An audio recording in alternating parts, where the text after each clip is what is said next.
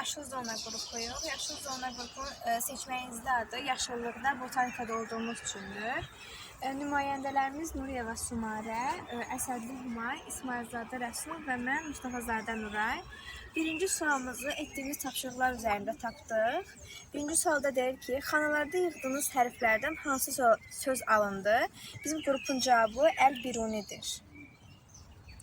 İkinci sualda bu adın kimə məxsus olduğu haqqında məlumat toplayıb təqdim edin deyir. Əl-Biruni 973-cü ildə 4 sentyabr Xarəzmdə anadan olmuşdur. Əslən türkdür və onun bir çox elmlərdə inkişafına yol açmışdır. Və o Əl-Biruni cəbir, həndəsə, coğrafiya elmlərində yüksək biliyə malikdir. Təqribən 10 əsr əvvəldən onun hələ də yaratdığı biliklər hal-hazırda belə dəyərini bildirir, dəyərini qoruyub saxlayır. Günəş şərq istiqamətindən çıxır 90 dərəcədə və qərb istiqamətində isə hal-hazırda olduğu kimi 270 270-də batır. Əgər şərqdən çıxıb qərbdə batırsa, o zaman bizim ön istiqamətimiz şimal, arxa istiqamət isə cənub Larında açıq bir sahə və çubuq tapın. Çubuğu yerə möhkəm bərkidin. Kölgənin bitdiyi yeri daş ilə qeyd edin. 10-15 dəqiqə gözləyin və ikinci kölgənin bitdiyi yerini də qeyd edin. Sol ayağınızı birinci kölgəyə, sağ ayağınızı isə ikinci kölgəyə qoyun. Sol qərb, sağ şərq, arxa isə cənubdur. Növbəti sualımız, kompas olmasa təbiətdə istiqamətimizi necə təyin edə bilərik?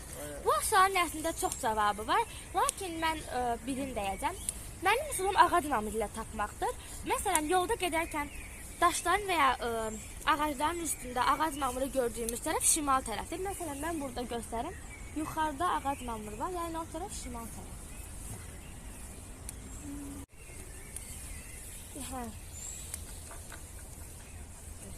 Diğer üsul ise merminden sürülen. Əgər bizim yanımızda kompas yoxdursa və biz yerimizin harada olduğunu bilmək istəyiriksə, yanımızda olan məscidlərə də göz ata bilərik. Məscidlərin qapı tərəfləri, yan tərəfləri, qapı tərəfləri olan hissə şimal tərəf göstərir. Məscidin arxa tərəfi həmişə cənub, sağ tərəfi şərq, sol tərəfi isə qərb tərəfi göstərir.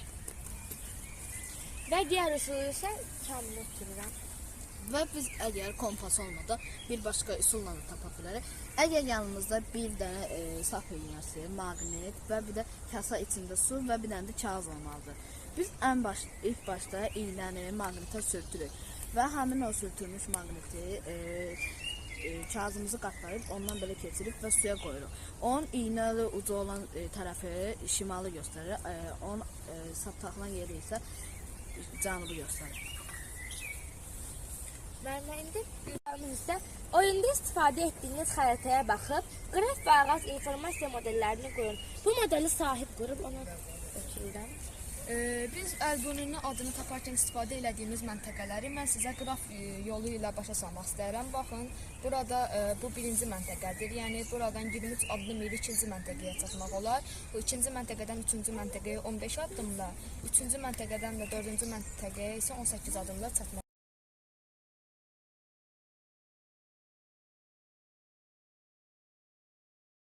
Həll etmə və o kağızı qoymaq. Sadəcə çox həyəcanlıydın, bəli. Həyəcanlıydın, amma 5 bal. Nuray, səndə necə idi? Tapşırıqların hamısı var idi? Əla, əla, əla. Əməkdaşlarınız bu dəfə sizə hamınıza 5 il yazılan uşaqlar.